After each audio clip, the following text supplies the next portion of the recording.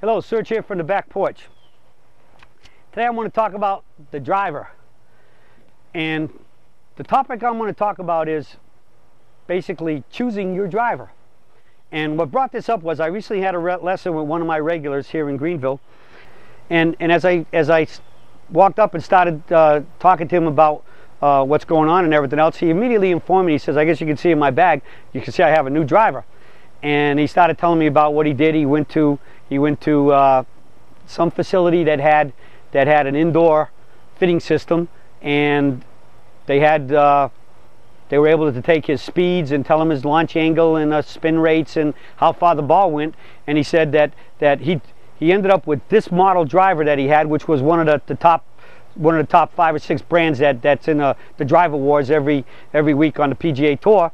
And he said, I tried driver A and I hit it this far, and then I tried driver B and that was 3 yards longer, and I tried driver C and that was 4 yards longer, and I tried driver D, which was not quite as good and not as long, so that was definitely out. And then I tried them all, and I got to this one, and this one was like 7 yards longer. And so he said, that's why I chose it. I said, okay.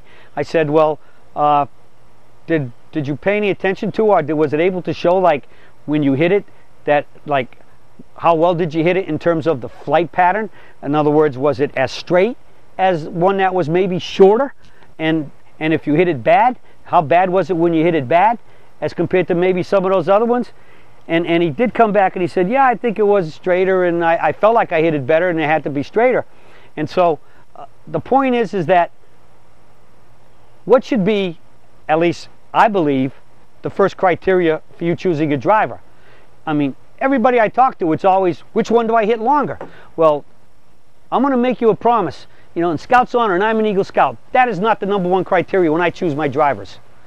And every one of my drivers, and I probably have at least 6 of them downstairs in the garage, they're all chosen for one big problem. Yes, I hit them pretty good in terms of length, but longest is not the most important factor. The most important factor is which ones do I hit the straightest. And then secondly on that is when I miss them, which one is the best, gives me the best misses. Because I'm sure you've heard me say it, and I know I know Hogan even said something to this effect, that he who misses best wins. And golf's a game of misses.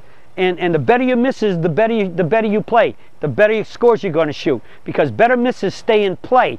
And the better you stay in play, especially staying in the fairway or just in the light rough and staying out of the deep rough and the woods and the hazards and everything else, the better shots you got to the green to hit the ball on the green and therefore shoot the lower scores.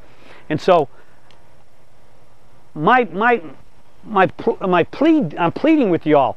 I know distance is important, but in the end, the most important thing is fairways and greens. Hitting the ball straight, hitting the ball where you want it to go, the way you want it to go. And because nobody hits the ball perfect, even tour players, the biggest important thing you can do is when you test drivers and you choose your driver, especially from a fitter who's going to fit you completely and get the right shafts and everything else into it and help you choose the right head for the loft, the lie angle, but especially the loft so you get a better launch angle and all those factors.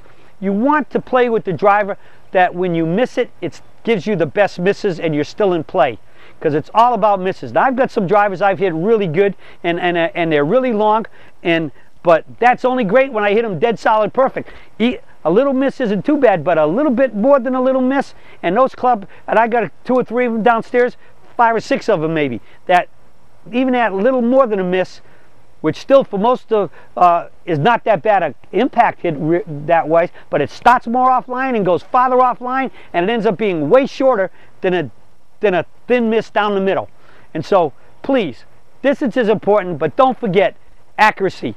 Fairways and greens, and tied in with those 2 things is how good are the misses with your club. You want the driver in your bag, in fact for all clubs, but it's most important with the driver because that's the one you hit the farthest. So if it goes further offline, or it's a worse miss, it's going further offline and therefore likely into trouble, that's not going to help you but only hurt you. So think about your misses. Think about a driver that you miss, it still stays in play, and you still get pretty darn good distance.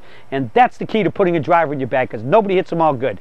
So, from the Surge, making this plea to all of you, please, distance isn't the only factor. It's the quality of your misses.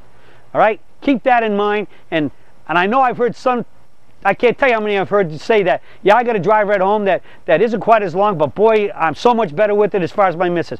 Well, if you got one of those, and you got one right now that your misses are getting to be unlivable because they're non-findable, or finding it in problems where you got to chip out a lot, go back to that shorter one, because I promise you, it's probably shorter in length, and it's very likely much straighter when you miss it. That's the one you want in your bag.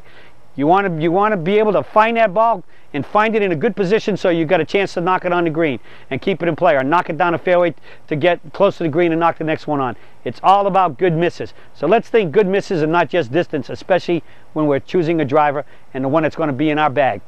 Well, that's it for the search for today, and I'll be talking to y'all again soon.